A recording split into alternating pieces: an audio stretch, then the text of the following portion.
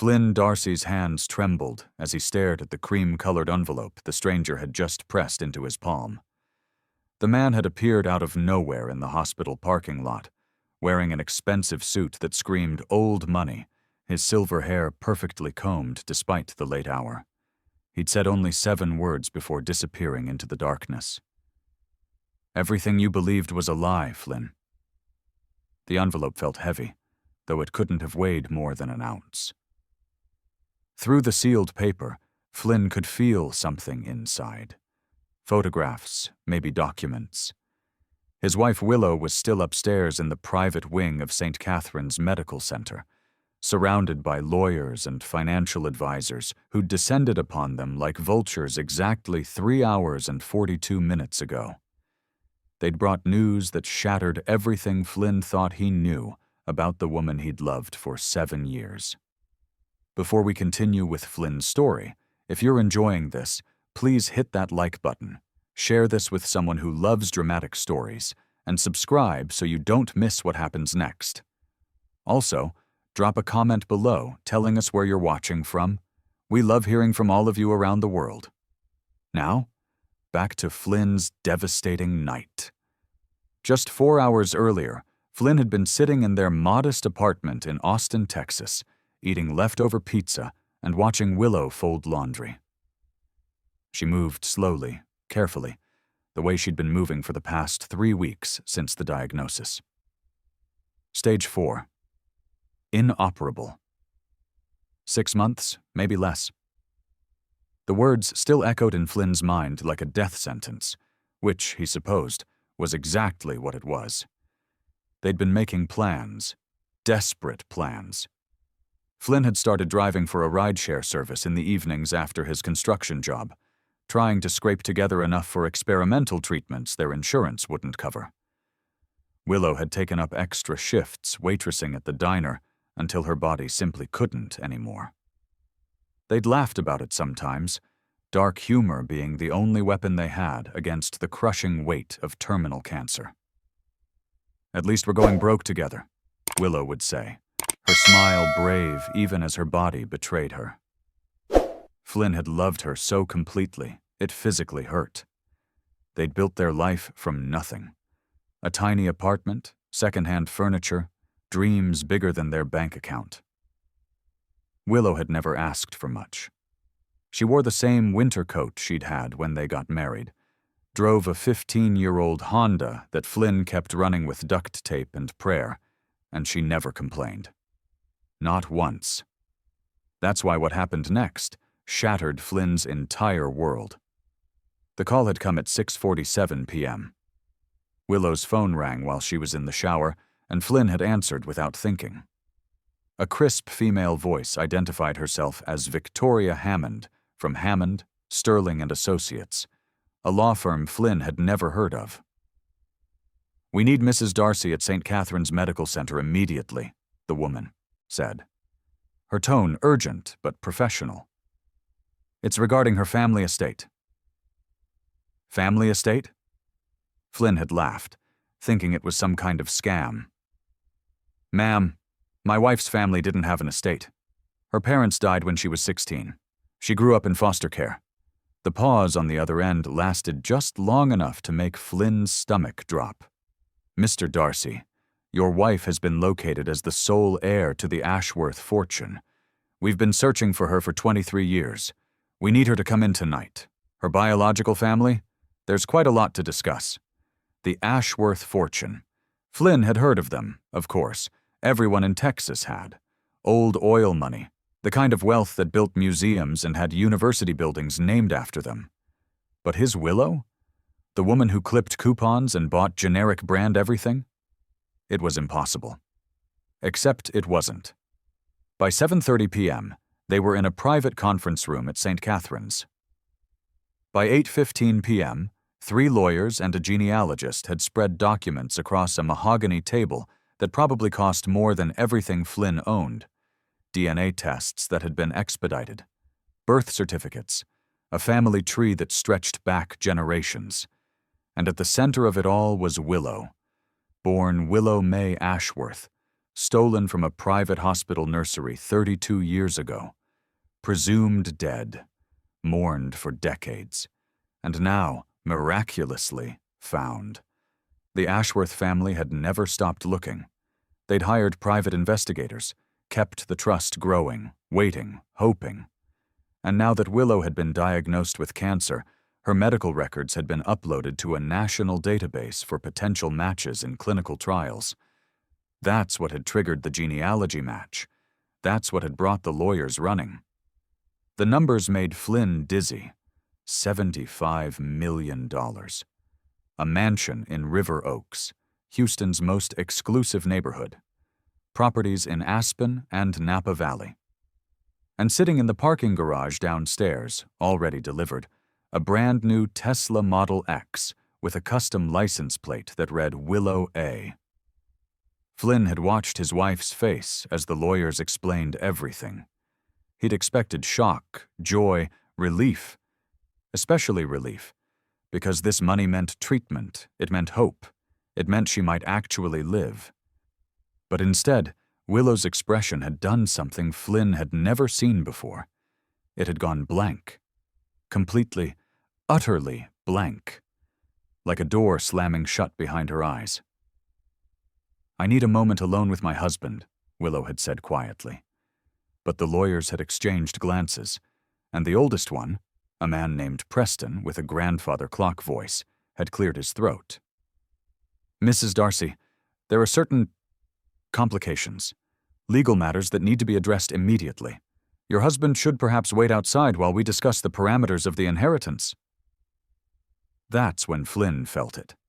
That first cold finger of dread running down his spine. "Why?" Flynn had asked. "We're married. Whatever's hers is ours, right?" The silence, in that room, had been deafening. "Mr. Darcy," Preston had said carefully, "the Ashworth Trust has very specific provisions. Given the unusual circumstances and the family's concerns about outside influences, there are conditions attached to Mrs. Darcy's inheritance." "What kind of conditions?" Flynn's voice had sounded strange even to his own ears. Preston had looked at Willow, not Flynn, when he answered. "Mrs. Darcy will need to make certain decisions. Tonight. Decisions that will affect the distribution of assets and the terms under which she can access the full inheritance." Willow had reached for Flynn's hand then, but her fingers were ice cold. "Flynn, just wait outside, please. I'll explain everything." That had been an hour ago. Flynn had paced the hospital corridors, his construction boots squeaking on the polished floors, completely out of place among the wealthy patients and their private nurses. He'd tried calling his brother, his best friend, anyone who might help him make sense of what was happening. But what could he even say? "My dying wife just inherited $75 million, and now she won't talk to me?" He'd eventually made his way to the parking lot, needing air, needing space, needing something to make sense. That's when the silver-haired stranger had materialized beside him, pressing the envelope into his hands with those terrible words. "Everything you believed was a lie, Flynn." Now, standing alone under the harsh fluorescent lights of the parking garage, Flynn turned the envelope over in his hands. There was no return address, no marking except his name written in elegant script across the front. Inside, he could feel the bulk of what had to be photographs or documents. His phone buzzed. A text from Willow. "Please come back upstairs. We need to talk." Flynn looked at the envelope, then at his phone, then back at the envelope. Upstairs, his wife was sitting in a room full of lawyers, surrounded by documents that would give her everything she'd never had. Money, security, a chance at life. Down here, he was holding something that a mysterious stranger claimed would expose lies. Every instinct screamed at him to tear open the envelope. But the text from Willow buzzed again. "Flynn, please, I love you. I need you to understand." He started walking toward the elevator, the envelope still clutched in his hand. With each step, His heart pounded harder. Whatever was in this envelope, whatever decisions Willow was being forced to make upstairs, Flynn knew with absolute certainty that nothing would ever be the same again. The elevator doors opened. Flynn stepped inside and pressed the button for the 7th floor. As the doors slid shut, he caught his reflection in the polished metal. A 34-year-old construction worker in dirty jeans and a faded t-shirt, holding an envelope that felt like it contained the end of everything. The elevator climbed, and with each floor, Flynn's grip on the envelope tightened. In Santo, just moments, he would walk back into that conference room. He would see his wife's face, and he would have to decide whether to open the envelope before or after she told him whatever truth the lawyers had forced her to confront. But as the elevator passed the 5th floor, Flynn's phone rang. Unknown number. His thumb hovered over the decline button, but something made him answer. "Don't open the envelope yet," a woman's voice said, refined and cold. "Not until you hear what your wife has chosen. You need to understand what she's about to tell you. You need to see her face when she says it. Then, and only then, open what we've given you." "Who is this?" Flynn demanded. "What the hell is—" But the line went dead. The elevator chimed for the 7th floor. The doors opened. And at the end of the hallway, through the glass wall of the conference room, Flynn could see Willow sitting at that massive table, her thin shoulders shaking with sobs, surrounded by lawyers who looked like they'd just delivered a death sentence of an entirely different kind. Flynn's feet moved before his brain could catch up, carrying him down that hallway toward the glass-walled conference room where his wife sat crying. Through the transparent barrier, he could see everything.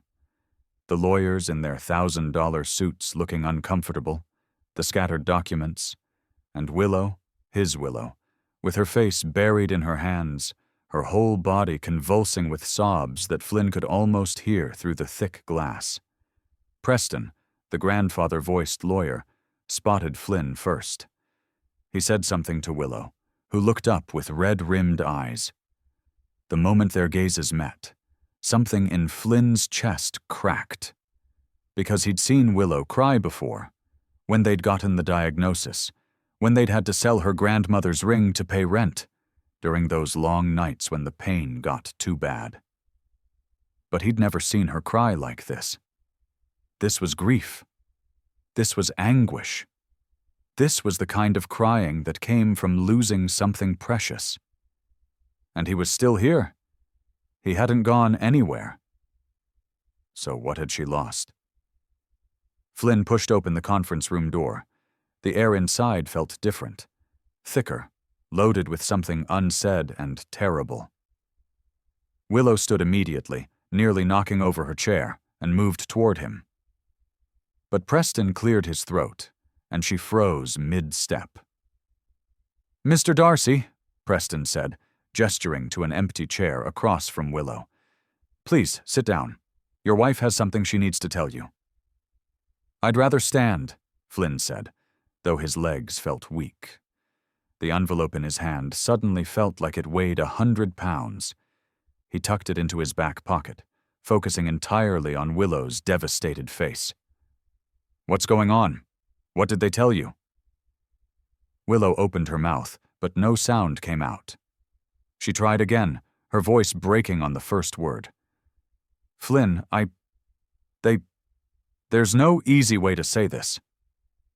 "Then say it the hard way," Flynn said, trying to keep his voice steady. "Whatever it is, we'll figure it out. We always do." One of the other lawyers, a sharp-featured woman named Delilah Pemberton, slid a document across the table toward Flynn. "Mr. Darcy, perhaps it would be easier if you read the terms of the trust yourself." Flynn didn't look at the document. He kept his eyes on Willow. "I don't care about terms. I care about my wife. Willow, talk to me." Willow's hands twisted together, her knuckles white.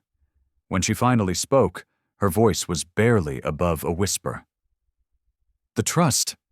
The Ashworth Family Trust. It has conditions. Very specific conditions that were put in place decades ago by my biological grandfather Harrison Ashworth. Okay, Flynn said slowly. What kind of conditions? The trust was designed to protect the family legacy, Preston interjected, his voice maddeningly calm. Harrison Ashworth was very particular about who could access the family fortune. He believed that the wrong associations could destroy everything the family had built. Flynn felt his jaw tighten. Associations. The trust stipulates that any heir must meet certain criteria to receive the full inheritance, Delilah continued. Education requirements, background checks, and… She paused, glancing at Willow before continuing. Marital status requirements. The room seemed to tilt. Marital status requirements, Flynn repeated, his voice flat. Willow let out a sound that was half sob, half gasp. Flynn, please understand, I didn't know. I had no idea any of this existed. I thought I was an orphan. I thought… What are the requirements, Willow? Flynn interrupted, his heart hammering so hard he could feel it in his throat. She couldn't meet his eyes. To receive the full inheritance, all $75 million, the properties, everything, I have to be unmarried. The silence that followed felt like falling off a cliff. Unmarried, Flynn said, the word tasting like poison in his mouth. Or, Preston added quickly, married to someone who meets the family's pre-approved criteria. Someone with a certain educational background, family lineage, and social standing. Flynn's laugh came out bitter and sharp. Let me guess. A construction worker from a broken home in Dallas doesn't make the cut. Mr. Darcy, Delilah began. Don't, Flynn snapped. Just don't. He finally looked at Willow, really looked at her. They're asking you to choose between me and the money. It's not just the money, Willow said desperately, tears streaming down her face. Flynn, it's the treatment. Without the inheritance, I can't access the trust's medical provisions. They've already lined up the best oncologists in the country, experimental treatments that could save my life. But the trust is all or nothing. If I don't accept the terms, I get nothing. Not a penny, not the treatment, nothing. Flynn felt like someone had punched him in the stomach. So they're holding your life hostage. The trust is legally binding, Preston's. Ha! Said stiffly. These were Harrison Ashworth's wishes, written and notarized 35 years ago. We're merely executors. You're telling a dying woman she has to divorce her husband or die, Flynn said, his voice shaking with rage. Don't hide behind legal jargon like that makes it okay. There is one other option, Delilah said quietly. She slid another document across the table. The trust allows for a temporary separation. If Mrs. Darcy agrees to an annulment, on the grounds that the marriage was entered into without full disclosure of her true identity and family obligations, she can access the inheritance immediately. You would both receive substantial compensation for your time together. Compensation? Flynn's voice cracked. You want to pay me off? Like I'm some kind of… Flynn, please, Willow begged, finally moving toward him. She grabbed his hands, and hers were trembling. Please listen to me. I don't want this. I don't want any of this. But I'm dying. I'm dying. And this is the only chance I have to live. Flynn looked down at their joined hands. Her wedding ring, a simple silver band they'd bought at a pawn shop for $40, caught the fluorescent light. He thought about the stranger's words in the parking lot. Everything you believed was a lie. He thought about the envelope burning a hole in his back pocket. How long have you known? Flynn asked quietly. Willow blinked, confused. What? How long have you known about this? About who you really are? I just found out tonight, Flynn. I swear I had no idea. Mrs. Darcy, Preston interrupted, something shifting in his tone. Perhaps now would be the time to discuss the other matter. Willow's face went white. No, we don't need to… What other matter? Flynn asked, ice flooding his veins. The lawyers exchanged glances. Preston pulled out yet another folder, this one stamped with a red, confidential seal. When the Ashworth family located Mrs. Darcy, they conducted extensive background checks, standard procedure for inheritance verification. During this process, certain information came to light. What information? Flynn demanded. Willow was shaking her head frantically. Flynn, don't listen to them. Whatever they found, whatever they think they know. They know about Kimbara Springs, Delilah said flatly. The name hit Flynn like a physical blow. Willow made a choking sound, and suddenly Flynn understood why she was crying. Not because of the impossible choice, because they knew. Somehow, they knew. Kimbara Springs. A tiny town in rural Australia where Willow had lived for 6 months, 5 years ago. She'd told Flynn she'd gone there to find herself after a bad breakup before they met. He'd never questioned it, never pushed for details. It was her past, and everyone had a past. But the way the lawyers were looking at her now, the way Willow had gone absolutely still, Flynn suddenly realized he'd been a fool. What happened in Kimbara? Springs? Flynn asked, his voice barely steady. Flynn! Willow reached for him, but he stepped back. What happened? Preston opened the confidential folder. Inside were photographs. Even from across the table, Flynn could see them. Willow, younger, healthier, standing next to a tall man with dark hair and expensive clothes. In every photo, she was smiling. Really smiling. The kind of radiant joy Flynn had spent 7 years trying to put on her face. Your wife spent 6 months in Kimbara Springs as Willow Ashworth, Preston said quietly.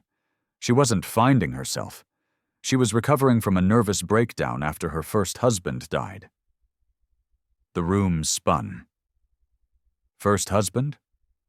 Willow collapsed back into her chair, her face in her hands. His name was Rafe Kimber. We met in Brisbane, got married young, too young.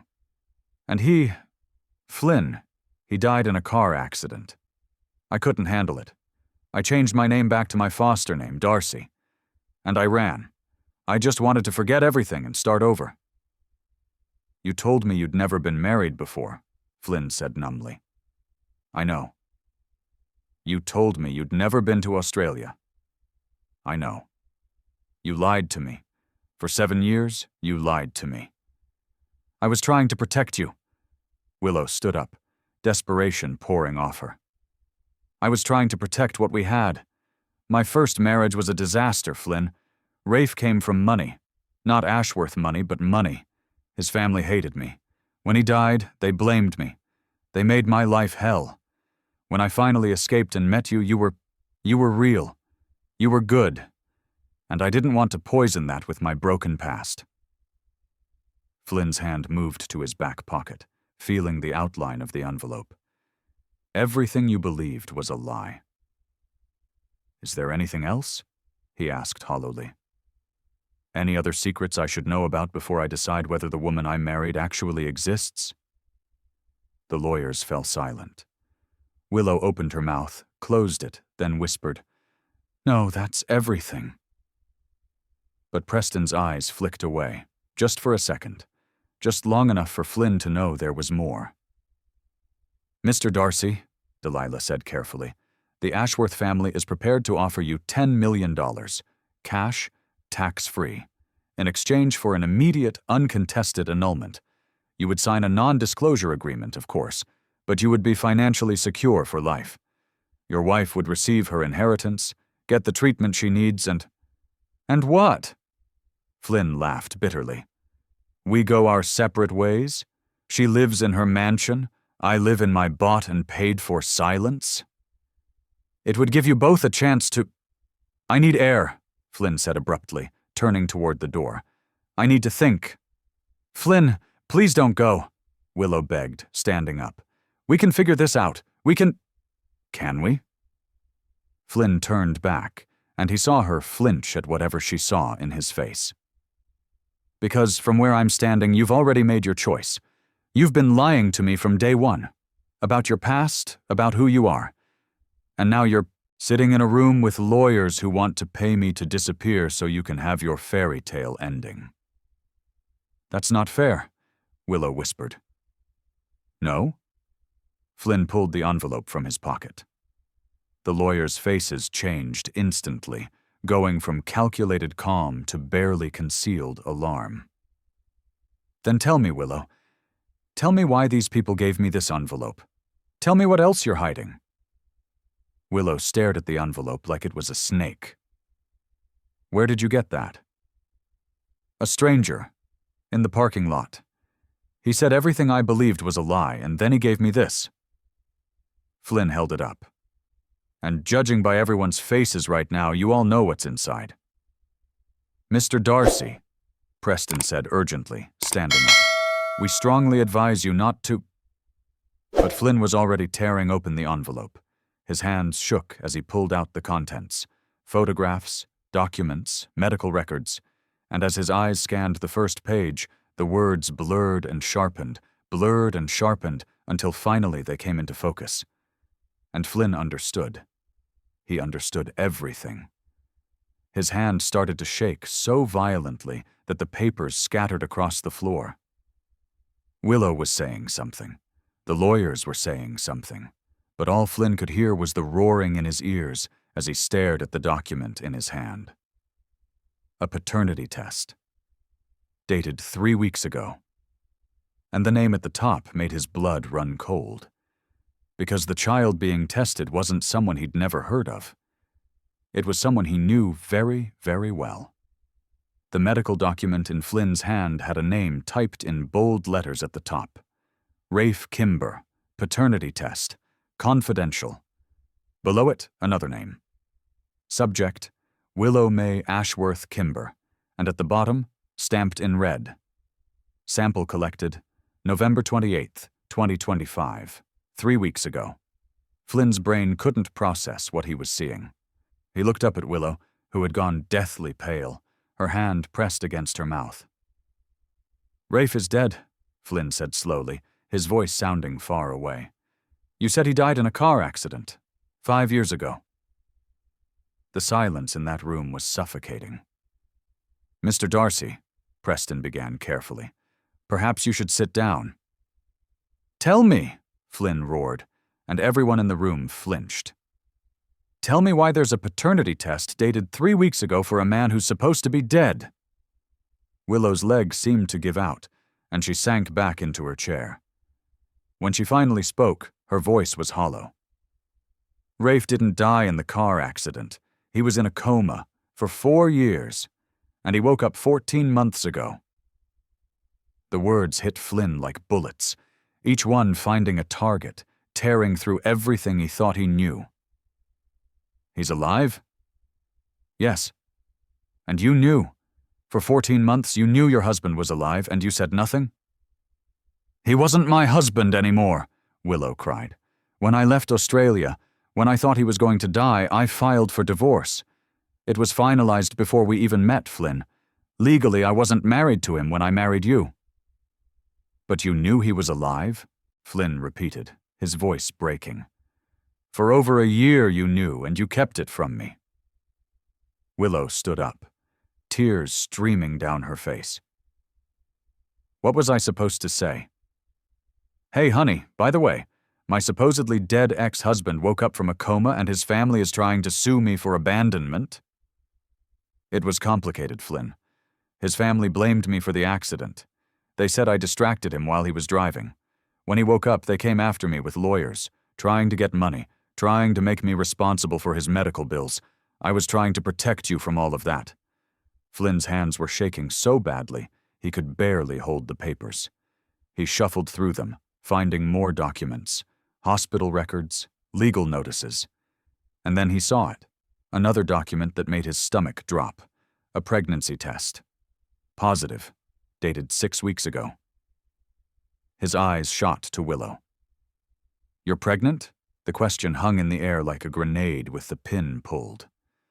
Willow's hand moved instinctively to her stomach.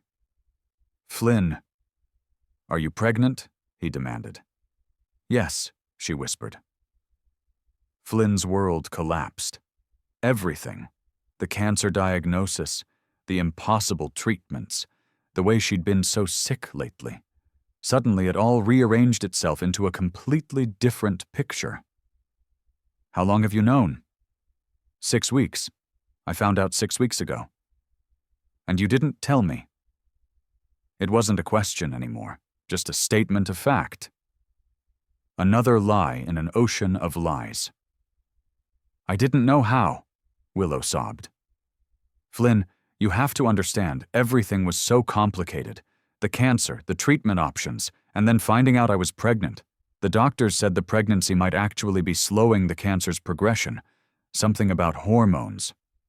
But I didn't know how to tell you because you don't know if it's mine, Flynn finished, the words tasting like ash in his mouth. The silence was answer enough. He looked down at the paternity test request form again. It wasn't a completed test.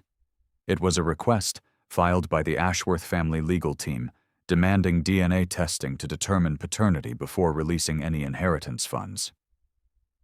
They think it might be Rafe's baby, Flynn said numbly. Delilah Pemberton cleared her throat. Mr. Kimber's family has made certain allegations.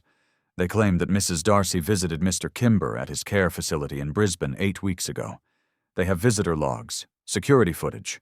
I did visit him, Willow said desperately, but not for the reason they're suggesting. Flynn, his family was threatening to sue. They wanted money for his care. I flew to Brisbane to try to settle things peacefully, to get them to leave us alone. I saw Rafe for 2 hours.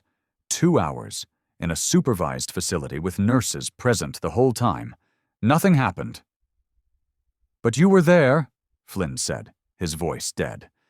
8 weeks ago, and 6 weeks ago you found out you were pregnant. The timing is just coincidence. Flynn, we've been trying for a baby for 2 years. You know that. This is your child. I know it is. Do you? Flynn asked quietly. Because I've been working double shifts for months. Construction during the day, rideshare at night. We barely saw each other. You said it was the cancer making you tired, making you need space. But now I'm wondering what else you were doing while I was out trying to keep us afloat. How dare you? Willow's voice rose, angry now through her tears. How dare you suggest I cheated on you? I have been dying, Flynn. I've been dying, and I've been terrified, and yes, I made mistakes. Yes, I kept secrets, but I never, ever betrayed you like that. You betrayed me the moment you lied about who you were, Flynn shot back. Every single day of our marriage has been built on lies. Your name, your past, your first marriage. Hell, I don't even know if you really worked in foster care or if that was just another story you made up. I did grow up in foster care, Willow said brokenly. That part was true. After I was kidnapped as a baby, I was raised by the woman who took me. She died when I was 16. Everything I told you about my childhood was real, Flynn. But yes, I left out the part about going to Australia, about Rafe, about everything that mattered, Flynn finished. He looked at the lawyers, who had been watching this devastation unfold with professional detachment. So that's what this is really about. The Ashworth family doesn't want some construction worker in the picture.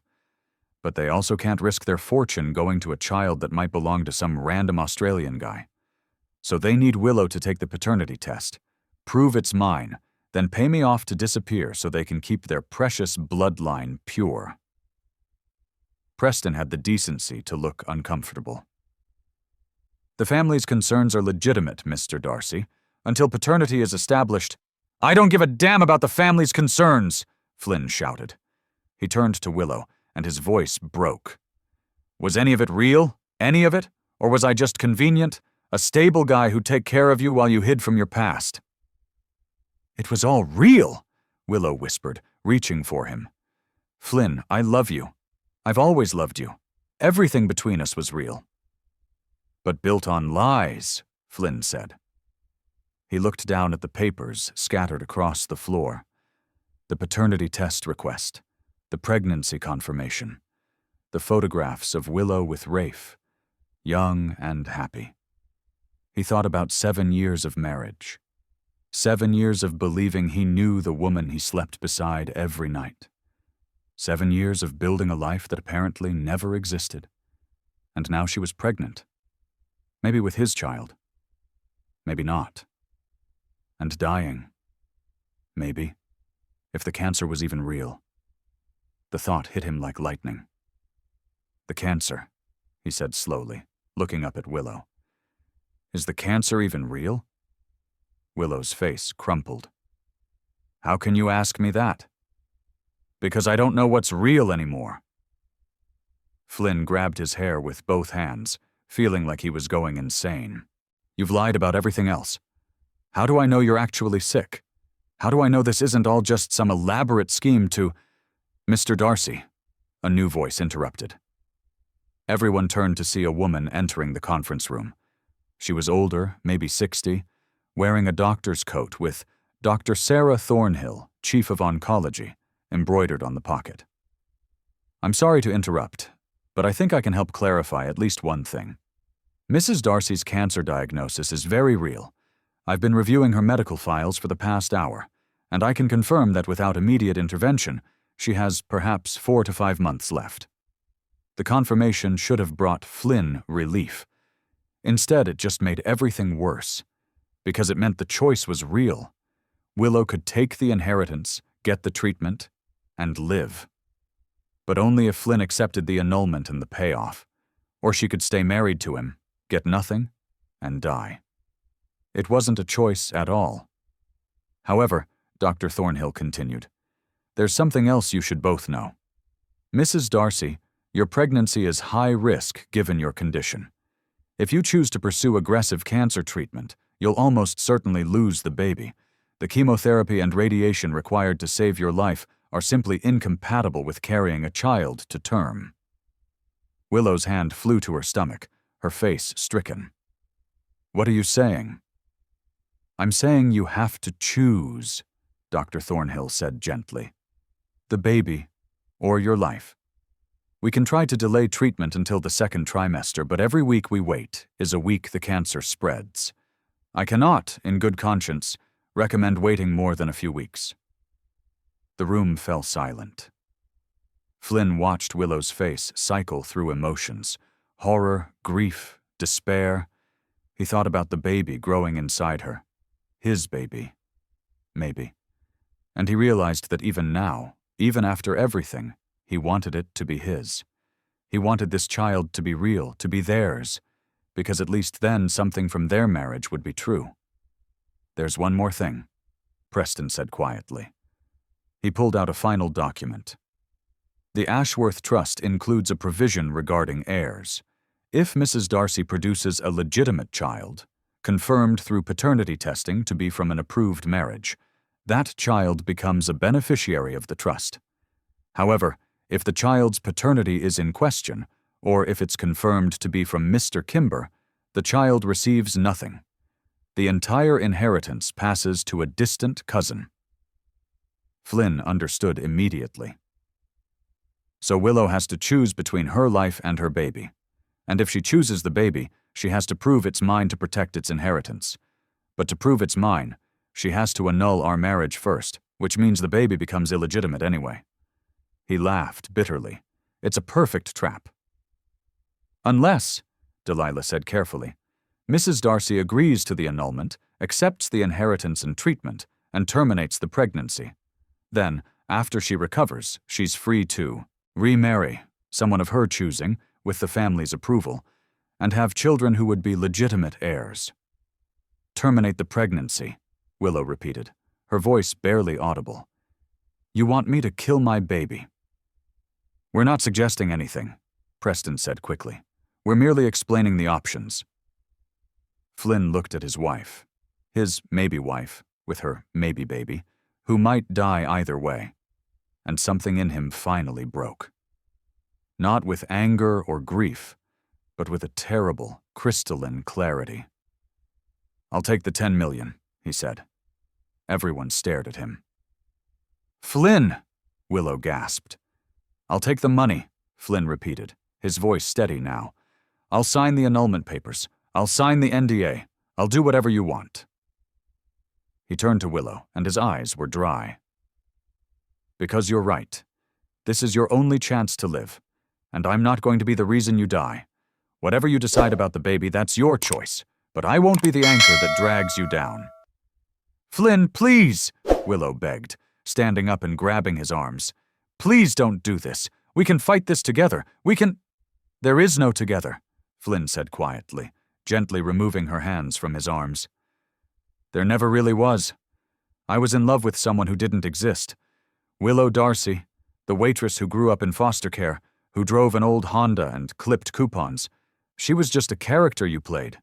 The real you is Willow Ashworth, oil heiress, ex-wife of Rafe Kimber, a woman with secrets and a past and a life I was never really part of." "That's not true," Willow sobbed.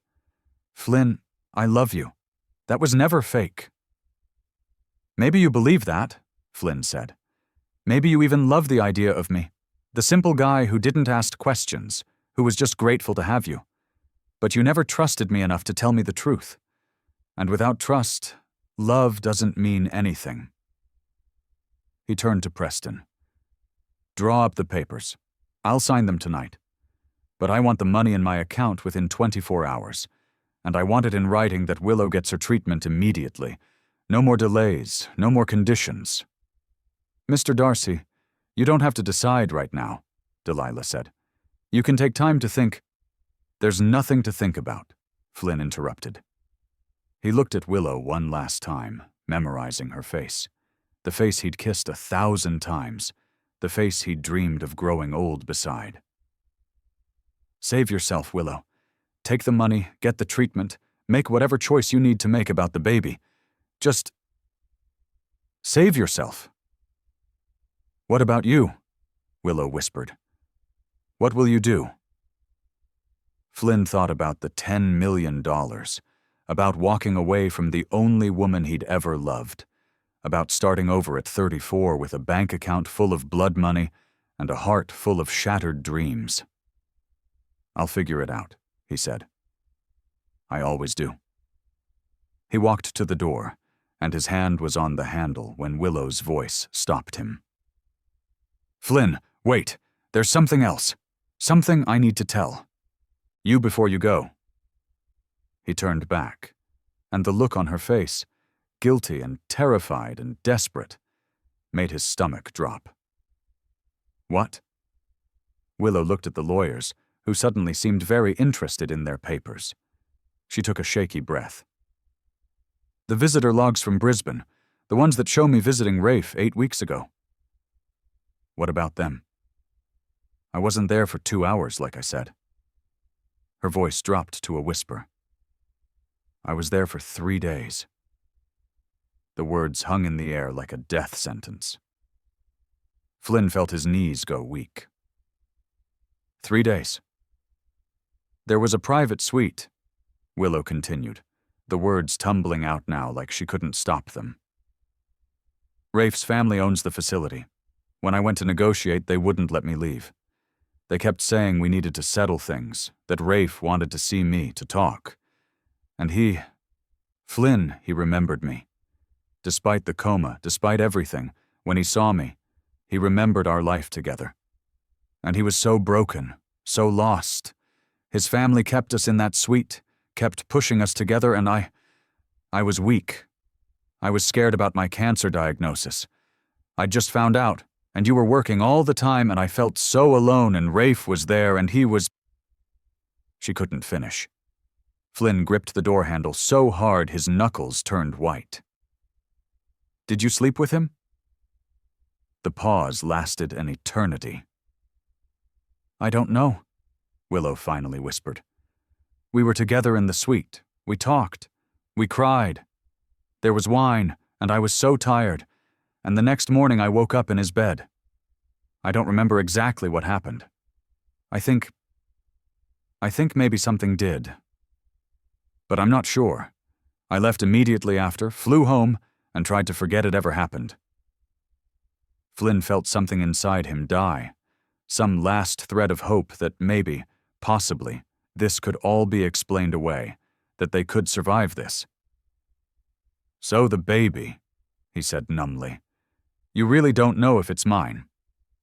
"No," Willow admitted, tears streaming down her face. "I don't know. But Flynn, please, you have to understand." "I understand perfectly," Flynn said. He opened the door. "I understand that I spent 7 years loving a ghost. I understand that I'm about to become a millionaire because my marriage was a lie. And I understand that I need to get out of this room before I completely fall apart." "Flynn!" Willow tried to follow him, but one of the lawyers gently held her back. Flynn walked out into the hallway, his legs operating on autopilot. He made it to the elevator before his chest tightened and his vision blurred with tears. The doors opened, and he stepped inside, jabbing the button for the lobby. As the elevator descended, Flynn pulled out his phone. His hands were shaking so badly he could barely type, but he managed to open his messages and send a text to his brother. "Need a place to stay? Long story. We'll explain later." The elevator dinged for the lobby. The doors opened, and standing directly in front of him was the silver-haired stranger from the parking lot. But this time, he wasn't alone. Next to him stood a younger man, tall, dark-haired, with a hospital bracelet on his wrist and a cane in his hand. Rafe Kimber. "Hello, Flynn," Rafe said, his Australian accent soft. "I think it's time we had a talk." Flynn stared at the man who might be his wife's real husband, who might be the father of her baby, who might be the reason his entire life just imploded. And then Flynn did something he'd never done before in his entire life. He laughed. He laughed until tears streamed down his face, until his sides hurt, until the stranger and Rafe exchanged worried glances. He laughed because the alternative was screaming or breaking down or throwing himself off the hospital roof. "Sure," Flynn finally managed, wiping his eyes. "Why not? Let's talk, because this night can't possibly get any worse." But as the three men walked toward the hospital's all-night cafe, Flynn couldn't shake the feeling that he was wrong. The night was far from over, and the worst was yet to come. Flynn sat across from Rafe Kimber in the fluorescent-lit hospital cafe, a cup of cold coffee between them. The silver-haired stranger, who'd introduced himself as Edmund Ashworth, Willow's great-uncle, sat at the end of the table, watching them both with calculating eyes. "Let me get this straight," Flynn said, his voice hoarse from emotional exhaustion. "You flew halfway around the world to meet me. The guy who married your ex-wife while you were in a coma." Rafe shifted in his seat, leaning heavily on his cane. Up close, Flynn could see the scars on his temple, the slight tremor in his left hand, evidence of the accident that had nearly killed him. "I didn't fly here to fight you," Rafe said quietly. "I came to warn you." "Warn me about what? That my wife is actually your wife? That the baby she's carrying might be yours? I think I've got that part figured out." "That's not what he means," Edmund interjected, his sharp eyes fixed on Flynn. "He means the Ashworth family, my family. They're not what Willow thinks they are." Flynn rubbed his face. "Look, with all due respect, I really don't care about family politics right now. My marriage just ended. I'm about to be $10 million richer and completely alone. And somewhere upstairs, the woman I love is deciding whether to save her own life or the baby she's carrying. So unless you're here to tell me something that actually matters—" "The cancer is fake," Rafe said flatly. Flynn's head snapped up. "What?" "Not fake, exactly," Edmund corrected. "Manufactured, or rather, accelerated." He pulled out a tablet and slid it across the table. On the screen were medical records. Willow's medical records, but versions Flynn had never seen. 4 months ago, Willow started experiencing symptoms: fatigue, weight loss, pain. She went to a clinic owned by Ashworth Industries, though she didn't know it at the time. Flynn's blood ran cold. "What are you saying?" "I'm saying that when the Ashworth family found out Willow existed, they didn't just locate her," Edmund said. They arranged for her to go to their clinic. They diagnosed her with stage 4 cancer. And then—" He paused, his jaw tight. "They made sure the cancer progressed faster than it should have." "That's insane," Flynn said, but his voice wavered. "You're talking about deliberately making someone sick. That's evil?" "Yes," Edmund agreed. "But effective. You see, the Ashworth Trust isn't just about money, it's about control. My father, Harrison, was obsessed with bloodlines and legacy. When Willow was kidnapped as a baby, it nearly destroyed him. He spent decades searching for her, but he also became paranoid. He created the trust with conditions specifically designed to ensure that any heir who was found would be completely dependent on the family. Isolated, controllable." Rafe leaned forward. "When they found Willow, they realized she had a life, a husband, independence. So they created a scenario where she'd have to give all of that up. The cancer diagnosis, the impossible choice between you and treatment, it's all designed to force her into their world. Alone, desperate, grateful." Flynn felt sick. "The stranger in the parking lot, that was you," he said to Edmund. "You gave me the envelope because you wanted me to know the truth." "I gave you pieces of it," Edmund admitted. "The paternity test request, the visitor logs from Brisbane. I needed you angry enough to walk away. Because as long as you're in the picture, you're in danger. The Ashworth family doesn't like complications, Flynn, and you're a very big complication. So all of this, the inheritance, the conditions, even the pregnancy, it's all part of some sick plan?" "Not the pregnancy," Rafe said quietly. "That was real, unplanned, and it complicated everything." He met Flynn's eyes, and there was genuine pain there. "I don't remember what happened in Brisbane. The coma left me with memory gaps, and that 3 days is one of them. But I know my family was pushing Willow and me together. They wanted us to reconcile, wanted the Ashworth heir to marry into a respectable family line, my family. When that didn't work, when Willow left and went back to you, they shifted strategies." "They decided to use the pregnancy as leverage," Edmund continued. "If the baby is yours, they'll use it to force Willow to prove paternity, which means acknowledging the annulment. If it's Rafe's, they'll use it to bind Willow to his family. Either way, they get what they want: control over Willow and the Ashworth fortune." Flynn's mind was racing. "But why tell me this? If walking away is what they want, why are you trying to stop me?" Edmund smiled grimly. "Because I'm the black sheep of the family.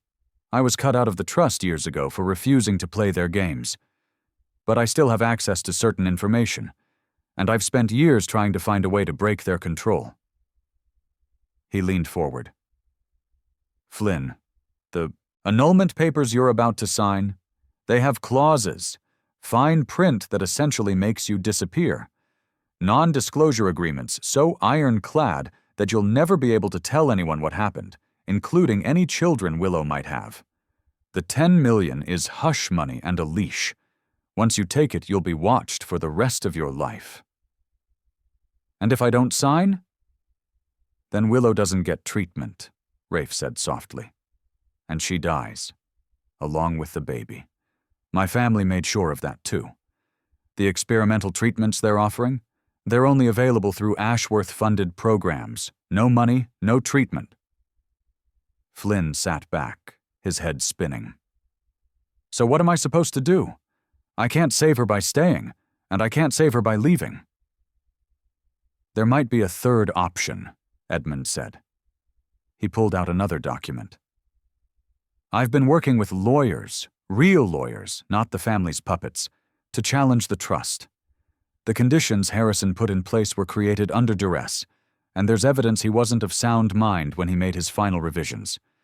If we can prove that, we can break the trust open, give Willow access to her inheritance without the conditions." "But that takes time," Flynn said. "Time Willow doesn't have."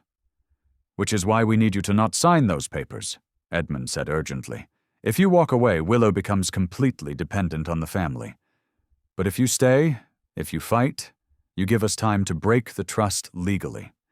In the meantime, I have enough personal resources to fund alternative treatment for Willow.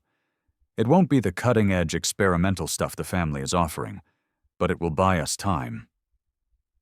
Flynn looked between Edmund and Rafe, these two men who apparently held pieces of his wife's broken past. "Why should I trust either of you? Rafe, you might be the father of Willow's baby. And Edmund, you're part of the same family that's been orchestrating all of this." "You shouldn't trust us," Rafe said simply. "You should trust Willow.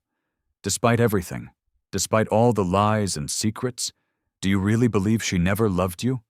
Do you really think 7 years meant nothing?" Flynn thought about Willow's face when she'd begged him not to leave, the raw desperation in her voice. And despite everything, the lies, the betrayals, the uncertainty, he realized he did still love her. Maybe he was a fool. Maybe that made him the world's biggest idiot. But he loved her. "What would I have to do?" Flynn asked. Edmund's smile was sharp. "First, don't sign anything tonight. Tell them you need time to think. Second, we need to get Willow out of that hospital. The longer she stays under their observation, the more control they have. And third," he slid a business card across the table, "you need to call this reporter. She's been investigating the Ashworth family for years. It's time to go public." "Going public could destroy Willow's chance at any inheritance," Flynn said. "Or it could free her from a prison disguised as a fortune," Edmund countered. "The question is, what matters more, money or freedom?" Flynn pocketed the business card and stood up. His entire body ached with exhaustion, but his mind was clearer than it had been in hours. "I need to talk to Willow. Alone, really alone, without lawyers or family members or anyone else." "She's still up in the conference room," Rafe said. "But Flynn—" He hesitated, then continued. "Whatever happens with the baby, whatever the paternity test says, I want you to know I'm not trying to steal your life. I don't even remember my old life with Willow. All I know is she deserves better than being a puppet for my family or yours." Flynn nodded once, then headed for the elevator. As the doors closed, he pulled out his phone and looked at the business card Edmund had given him. Veronica Reeves, investigative journalist, The Truth Matters. Flynn dialed the number. "Veronica Reeves," a crisp voice answered. "Ms. Reeves, my name is Flynn Darcy. I'm calling about the Ashworth family, and I have a story that's going to blow your entire investigation wide open." "I'm listening." As Flynn rode the elevator back up to the 7th floor, he outlined everything. The hidden heir, the manufactured illness, the impossible choices, the manipulation. By the time he reached Willow's floor, Veronica had already pulled up her recording equipment virtually.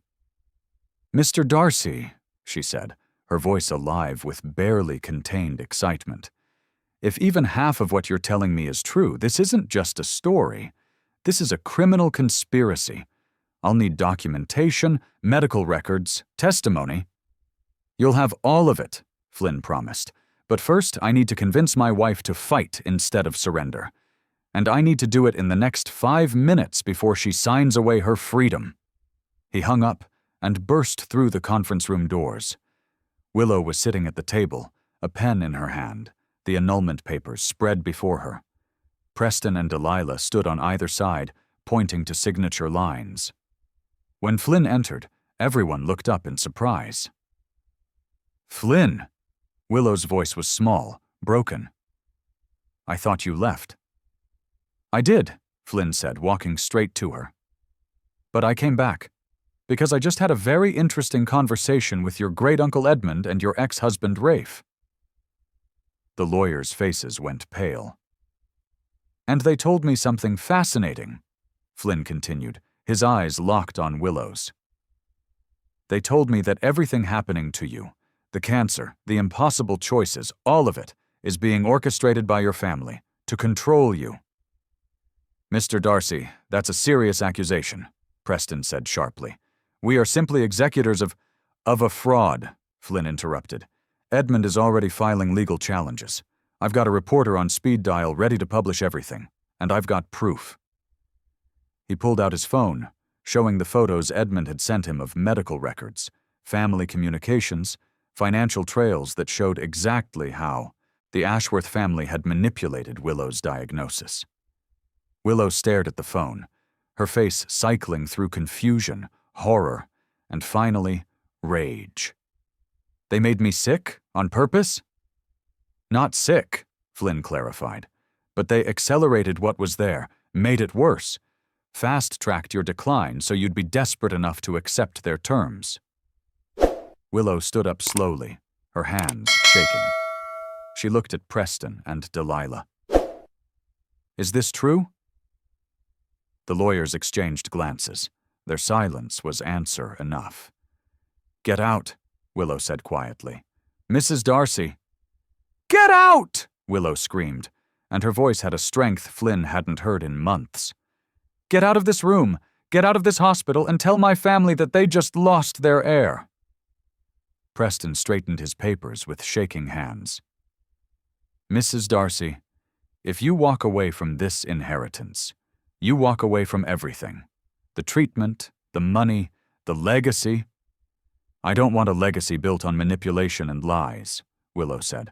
I want my life back, and I want these people, she gestured to Flynn, who actually care about me, not about bloodlines and fortunes.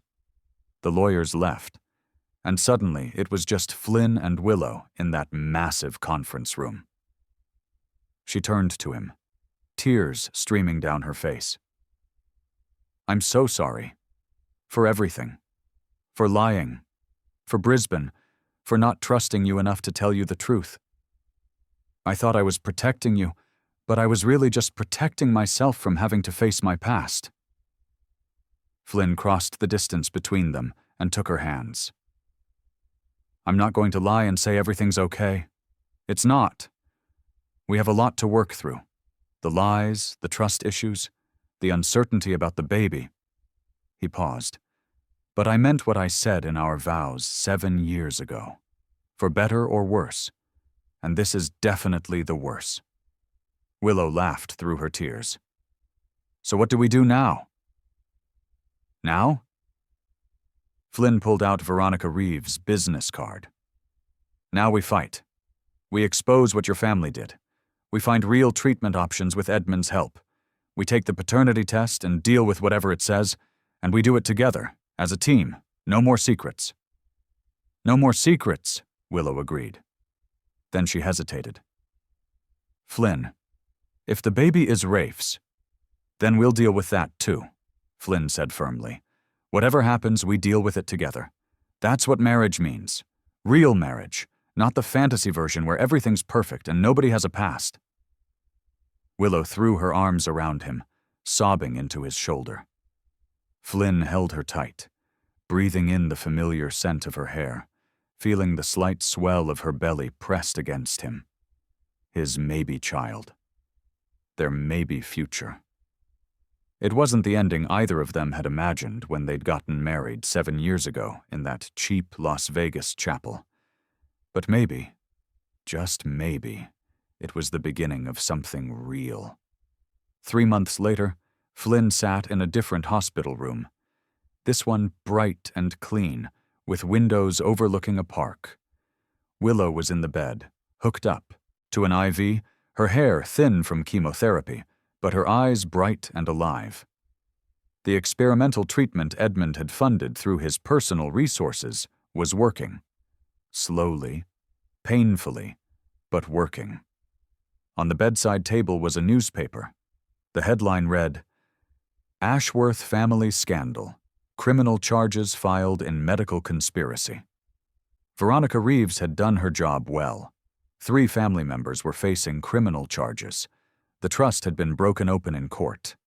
And Willow had access to her inheritance. All of it. No conditions attached. But she'd turned most of it down.